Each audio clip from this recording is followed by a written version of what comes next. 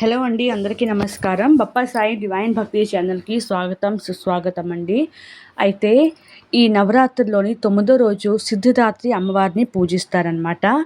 అయితే ఈ అమ్మవారు సిద్ధిదాత్రి అమ్మవారు కాదండి. మామూలుగా ఈ అమ్మవారు నవరాత్రులు 9 రోజులు కూడా రాక్షస సంహారం కోసం అవతరిస్తారనమాట. అయితే ఈ దుర్గాదేవికి ఏంటి అంటే అన్ని దేవతలతోని కలిపి అన్ని శక్తులు అనమాట ఉంటాయన్నమాట. సో అలాగే చాలా రాక్షసుల్ని సంహరిస్తారు. అయితే దాంట్లోని మనము ఏంటంటే రక్తబీజ్ గురించి తెలుసుకున్నాము. ఇంకా శుంభ నిశుంభ చండముండు గురించి నేను మీకు నెక్స్ట్ వీడియోలో చెప్తాను. అలాగే మహిషాసుర్ అనే ఒక రాక్షసుడు ఉంటాడు. ఆ మహిషాసుర్ అనే రాక్షసుని కూడా అమ్మవారు ఈరోజు అంటే 9వ రోజు మహిషాసుర్ మర్దిని రూపంలోని చంపుతారనమాట, సంహారం చేస్తారు. అందుకనేసి మనము 9వ రోజు మహిషాసుర్ మర్దిని కూడా పూజిస్తాము. అయితే ఏంటంటే ఈ అమ్మవారు 9వ రోజు మనం సిద్ధిదాత్రి అమ్మవారిని కూడా పూజిస్తాం కదండి. అయితే నేను ఇప్పుడైతే సిద్ధిదాత్రి అమ్మవారి గురించి చెప్తున్నాను. అయితే పురాణం ప్రకారం ఏంటంటే అప్పుడు సృష్టిని సృష్టించడానికి శక్తి అవసరం అన్నమాట. అయితే అప్పుడు సిద్ధిదాత్రి అమ్మవారే ఏంటంటే దేవతలందరికీ కూడా, అంటే ఇప్పుడు ఎవరికి అంటే బ్రహ్మ విష్ణు మహేష్ అన్నమాట, వాళ్ళకి శక్తుల్ని ప్రసాదిస్తారనమాట.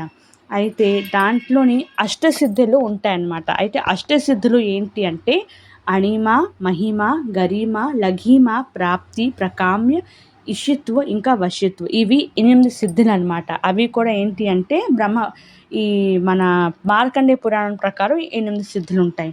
అయితే ఈ 8 సిద్ధులు కూడా ఏంటంటే సిద్ధిదాత్రి అమ్మవారు సృష్టిని సృష్టించేటప్పుడు శివుడికి ఇస్తారనమాట ఈ సిద్ధుల్ని.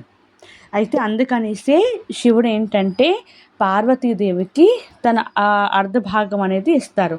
అందుకనే పార్వతీ పరమేశ్వర్లు ఏంటంటే అర్ధనారీశ్వర్లు అవుతారనమాట. అయితే ఏంటంటే సిద్ధిదాత్రి అమ్మవారిని దేవతలే కాదండి, మనుష్యులు కూడా పూజిస్తే అమ్మవారు దేవతలకే కాదు మనుష్యులకి కూడా సిద్ధి అనేది లభిస్తుంది అనమాట. సిద్ధి అనేది ఇస్తారనమాట. ఇప్పుడు మనం ఏదైతే సిద్ధుల గురించి చెప్పుకున్నామో, ఇప్పుడు ఎవరైతే పెద్ద పెద్ద శాస్త్రవేత్తలు ఉంటారు కదండి, వాళ్ళందరూ కూడా తంత్రాలు మంత్రాలు అవన్నీ చేస్తారు చూసారా, వాళ్ళందరూ కూడా ఇలాంటి సిద్ధిదాత్రి పూజలు గట్టా చేస్తూ ఉంటారనమాట. అయితే ఈ అమ్మవారికి 4 భుజాలు ఉంటాయన్నమాట. ఒక భుజంలో ఏంటి అంటే తామర పుష్పం ఉంటుంది, ఇంకో చేతిలోని చక్రం, ఇంకో చేతిలో గద, ఇంకో చేతిలో శంఖం అనేది ఉంటుందన్నమాట. ఈ అమ్మవారు తామర పుష్పం మీద విరాజిస్తారండి. ఈ అమ్మవారిని పూజించడం వల్ల మనకి సిద్ధిలన్నీ కూడా లభిస్తాయి అన్నమాట. మిగతా ఏంటంటే మహిషాసుర మర్దిని గురించి, ఇంకా అలాగే చండముండు శుంభ నిశుంభ స్టోరీ అనేది నేను మీకు నెక్స్ట్ వీడియోలో పోస్ట్ చేస్తానండి. Thank you so much.